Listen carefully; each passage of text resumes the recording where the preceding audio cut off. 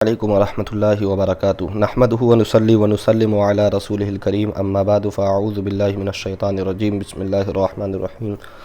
آئیے آئندہ سبق آج کا جو ہم تیمم کا بیان ہے وہ شروع کرتے ہیں۔ بسم اللہ الرحمن الرحیم۔ سوال، تیمم کرنے کا طریقہ کیا ہے؟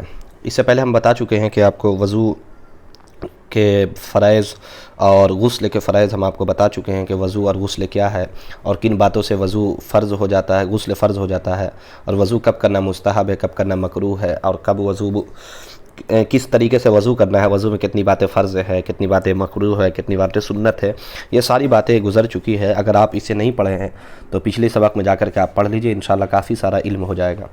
تیمم کس کو کہتے ہیں؟ تیمم سمجھ لیجئے وضو کا نائب ہے، یعنی وضو کے لیے اگر پانی کی درکار جو ہوتا ہے، یعنی پانی اگر نہ ہو، پانی کے ذریعے ہی ہم وضو کرتے ہیں، تو اگر پانی نہ ہو اور نماز کا وقت آ جائے اور ہمیں نماز پڑھنی ہو تو شریعت مطہرہ اس وقت ہمیں اسلام بتاتا ہے، قرآن کا حکم ہے، اللہ کریم ارشاد فرماتا ہے فَتَيَمَّمُوا صَعِيدًا طَيِّبًا، کہ اگر تم مٹی کو نہ فَإِن لَّمْ تَجِدُوا مَاءً، اگر تم پانی کو نہ پاؤ فَإِن لَّمْ تَجِدُوا مَاءً فَتَيَمَّمُوا، تو تیمم کرو، فَتَيَمَّمُوا صَعِيدًا طَيِّبًا، یعنی پاک مٹی سے پھر تیمم کرو۔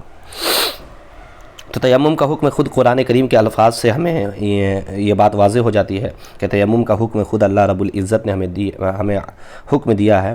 آج ہم اسی تیمم کے بارے میں بتائیں کہ جب پانی موجود نہ ہو، اور اگر پانی موجود ہو تو آپ تیمم نہیں کر سکتے۔ ہاں، کئی ساری صورتیں ہیں کہ آپ کی طبیعت خراب ہو گئی ہے اور پانی ڈاکٹر نے آپ کو چھونے کے لیے منع کیا ہے، تو وہ الگ مسئلہ ہے، لیکن مطلقاً یہ سمجھیے کہ پانی کے موجود رہنے کے وقت آپ تیمم نہیں کر سکتے ہیں۔ تیمم کا بیان شروع کرتے ہیں۔ بسم اللہ الرحمن الرحیم۔ تیمم کرنے کا طریقہ کیا ہے؟ سب سے پہلے تو ہم تیمم کا طریقہ جانیں گے کہ تیمم کرنے کا طریقہ یہ ہے کہ اول دل میں نیت کریں، یعنی سب سے پہلا کام تو یہ کریں کہ دل میں آپ نیت کر لیں کہ میں پاکی حاصل کرنے کے لیے تیمم کر رہا ہوں۔ پھر دونوں ہاتھ کی انگلیاں کشادہ کریں، یعنی دونوں ہاتھ کی جو انگلی ہے اس کو آپ جس طرح دعا میں پھیلاتے ہیں، انگلی کو کشادہ کرنا ہے، یعنی انگلی کو فرق کر دیں اور فرق کر کے زمین پر مارے، اور زیادہ گرد اگر لگ جائے، یعنی زمین پہ جب انگلی کو آپ ماریں گے تو زیادہ اگر گرد لگا ہوا ہے تو اس کو جھاڑ لیجئے۔ پھر اس سے سارے منہ کا مسح کریں، پھر دوبارہ دونوں ہاتھ زمین پر مار کر داہنے ہاتھ کو بائیں ہاتھ سے اور بائیں ہاتھ کو داہنے ہاتھ سے کوہنیوں سمیت ملے۔ بس دو چیزیں۔ تیمم میں سب سے پہلی چیز کیا ہے کہ آپ کو نیت کرنی ہے، نیت ہو گئی ہے تو اس کے بعد پھر آپ اپنے ہاتھ کو زمین پر ماریں اور آگے پیچھے کر لیں، اور اگر گرد زیادہ ہو تو اس کو جھاڑ لیجئے، لیکن یہ بات ہمیشہ رکھیے گا کہ تالی نہ بجے۔ تو اس کے لیے آسان طریقہ یہ ہے کہ دونوں انگوٹھے جو ہے ہاتھ کے، تو اسے آپ ایک دوسرے سے ملائیے گا، اور تو اس طرح وہ گرد غبار بھی جھڑ جائے گا اور اس طرح تالی کی آواز نہیں ہوگی۔ تو اس طرح سب سے پہلے چہرہ پہ جس طرح آپ وضو کرتے ہیں تو ایک عضو بھی سوکھا ہوا نہیں رہتا ہے، اس طرح تیمم میں ہاتھ جب پھیریں گے چہرے پہ تو اس طرح پھیر لیجئے۔ پھر دونوں ہاتھ کو مسح کر لیجئے۔ سر کا مسح نہیں ہے، پاؤں کو دھونا نہیں ہے تیمم، بہت سارے لوگ پاؤں کا بھی مسح کر لیتے ہیں، تو ایسا نہیں ہے۔ تیمم میں صرف دو کام کرنا ہے، چہرے کا مسح کرنا ہے اور دونوں ہاتھ کا مسح کرنا ہے۔ زبان سے تیمم کی نیت کرتے وقت کیا کہیں؟ اگر آپ زبان سے نیت کر رہے ہیں تو کیا کہیں؟ تو کہہ رہے ہیں کہ نویت ان اتیمم تقربا الی اللہ تعالی۔ اب آپ کہیں گے یاد نہیں ہو رہا، تو یاد نہیں ہوتا یاد کر لیجئے، ایسا تھوڑی ہے کہ آپ یاد کریں گے اور یاد نہیں ہوگا۔ یاد کرنے سے یاد ہوتا ہے، کام کرنے سے کام ہوتا ہے۔ بیٹھ کے رہیں گے تو آپ بولیے گا کہ بیٹھ کے ہے پیسہ نہیں آ رہا، تو ایسا نہیں ہے، آپ کو بھاگنا پڑے گا، بازار جانا پڑے گا، لوگوں سے ملنا پڑے گا، ذہن بنانا پڑے گا، محنت کرنی ہوگی، پسینہ بھی گرے گا، تب جا کر کے کہیں جا کے بندہ 500-600 روپے کماتا ہے۔ تو جب 500-600 روپے کمانے کے لیے اتنی محنت کی درکار ہے تو ہمیں رب کو راضی کرنے کے لیے ہمیں کیوں نہیں محنت کرنے کی درکار ہے؟ تیمم کا طریقہ یہ ہے کہ سوال، تیمم کا یہ طریقہ وضو کے لیے ہے یا غسل کے لیے؟ ایک سوال ہے کہ بھائی ہم وضو کے لیے تیمم کا یہ طریقہ بیان کیے ہیں یا کہ غسل کے لیے؟ تو صاحب کتاب کہتے ہیں کہ تیمم کا یہی طریقہ وضو اور غسل دونوں کے لیے ہے، یعنی وضو بھی کریں گے تو اسی طریقے پر کریں گے، اور اگر غسل بھی کریں گے تو اسی طریقے پر کریں گے۔ صاحب کتاب کا دوسرا سوال، اگر وضو اور غسل دونوں کا تیمم کرنا ہو تو ہر ایک کے لیے الگ الگ تیمم کرنا پڑے گا یا ایک ہی تیمم دونوں کے لیے؟ کافی سارے لوگوں کا یہ سوال ہوتا ہے، کافی سارے لوگوں کا کہ مولانا صاحب یہ بتائیے کہ تیمم کرنے کے لیے جیسے وضو کا ہم تیمم کر رہے ہیں تو الگ کریں گے، غسل کا کریں گے تو الگ کریں گے، تو وہی صاحب کتاب کہہ رہے ہیں سوال کے ذریعے کہ کیا دونوں کے لیے کافی ہو جائے گا؟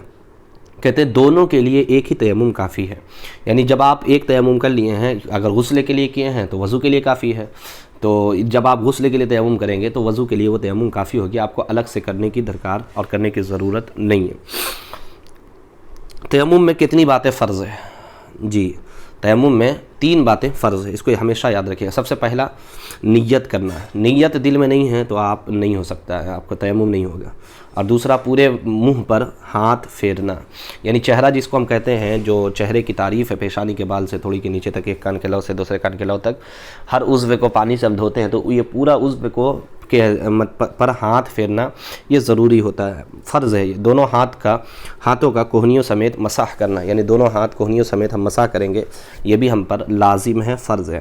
اگر انگوٹھی پہنے ہوئے، اب اس کی وضاحت کر رہے ہیں کہ جب دونوں ہاتھ کو آپ مسح کریں گے تو اگر انگوٹھی پہنے ہوئے تو یہاں پر ایک بات میں عرض کرتا چلوں کہ انگوٹھی یہ مرد کے لیے پہننا سونے اور چاندی کی ناجائز ہے، لیکن ہاں چاندی کی انگوٹھی مطلقاً تو ناجائز نہیں ہے، 4.5 ماشا سے کم ہو اور ایک نگ والی ہو تو آپ اس کو پہن سکتے ہیں، لیکن وہ چاندی کی ہونی چاہیے۔ مرد کے لیے سونا پہننا مطلقاً حرام ہے، حرام ہے، حرام ہے، اس میں کوئی دو رائے نہیں ہے، چاہے 1 سیکنڈ کے لیے ہو، چاہے 1 لمحہ کے لیے ہو، چاہے خوشی کے موقع پر ہو۔ جیسے بعض لوگ شادی کے وقت انگوٹھی کو پہن لیتے ہیں اور کہتے ہیں مولانا 5 منٹ کے لیے صرف پہن لیتے ہیں، تو 5 منٹ کے لیے پہنیے یا 5 گھنٹے کے لیے پہنیے، جو چیز حرام ہے وہ حرام ہے، اس کو آپ کو حرام ماننا ہی پڑے گا۔ اور جو حرام کو حلال مانے یا حلال کو حرام مانے، پھر یہ شریعت کے حدود کو توڑتا ہے، پھر اس پر دوسرا ایک حکم لگ سکتا ہے۔ تو اس لیے جو چیز حرام ہے اس کو حرام ہی ماننا ہے۔ جیسے انگوٹھی پہننا، مرد کے لیے 1 انگوٹھی، وہ بھی چاندی کی 4.5 ماشا سے کم ہو اور 1 نگ والی ہو، اس کو پہننا تو جائز ہے۔ اس کے علاوہ آپ 15 انگوٹھی اور غوث پاک کا مزار کا انگوٹھی، خواجہ بابا کا مزار کا انگوٹھی، تو کڑا، تو کیا کیا پہنتے ہیں یار، یہ ساری چیزیں بالکل آپ اپنی زندگی سے ہٹا دیں، ورنہ پھر موت تو انشاءاللہ آپ کو بتا ہی دے گی کہ مطلب ہم کیا کر رہے تھے اور ہم کیا سمجھ رہے تھے۔ بعض لوگ خواجہ بابا کے مزار پر جاتے ہیں اور جانے کے بعد وہاں سے انگوٹھی لیتے ہیں اور سمجھتے ہیں یہ شفا مل جائے گا۔ بھائی جس چیز کو اللہ کے رسول نے ہمیں حرام قرار دیا ہے اور اس حرام کام کے ذریعے ہم رب سے شفا مانگے تو یہ تو ہماری بدبختی کی علامت ہو جائے گی نا۔ اس لیے اس پہ زیادہ کلام کرنے کی بھی حاجت نہیں ہے، بس اتنا سمجھیے کہ جب حرام ہے سونا مرد کے لیے اور انگوٹھی بھی حرام ہے تو بس اسے ماننا ہی پڑے گا، اس کے علاوہ کوئی دوسرا راستہ نہیں ہے۔ اگر انگوٹھی پہنے ہوئے ہو تو اس کے نیچے ہاتھ پھیرنا فرض ہے، یعنی وہی چاندی کی انگوٹھی ہو یہ اور 4.5 ماشا سے کم ہو اور 1 نگ والی ہو تو اس کے بارے میں بتا رہے ہیں۔ اور عورت اگر چوڑی یا زیور پہنے ہوئے ہو تو عورت کے لیے تو جائز ہے زیور پہننا، تو زیور پہنے ہوئے ہو تو اسے ہٹا کر اس حصے پر ہاتھ پھیرنا فرض ہے، اسے ہٹا کر اس حصے پر ہاتھ آپ کو پھیرنا ضروری ہے، لازم ہے۔ یہ وضو تیمم کے فرائض تھے۔ باقی رہ گئی بات انشاءاللہ کل کہ کس چیز سے ہم تیمم کریں گے اور کس چیز سے ہم تیمم نہیں کر سکتے ہیں۔ مٹی سے ہم تیمم کرتے ہیں تو کیا پتھر سے کر سکتے ہیں؟ پتھر سے کر سکتے ہیں تو ملتانی مٹی سے کر سکتے ہیں، مٹی کی کئی قسمیں ہیں۔ تو یہ ساری باتیں ہم انشاءاللہ العزیز آئندہ سبق میں پڑھیں گے۔ دعا کیجیے اللہ رب العزت ہمیں پابندی کے ساتھ اس درس کو کرنے کی توفیق عطا فرمائے اور ہم تمام کو اللہ پاک ہماری جان مال ایمان عزت و آبرو کی حفاظت عطا فرمائے، اور جتنے لوگ اس کتاب کو پڑھتے ہیں اللہ پاک انہیں دین اور دنیا کی دولت سے مالا مال فرمائے۔ وآخر دعوانا ان الحمد للہ رب العالمین۔ السلام علیکم ورحمۃ اللہ وبرکاتہ۔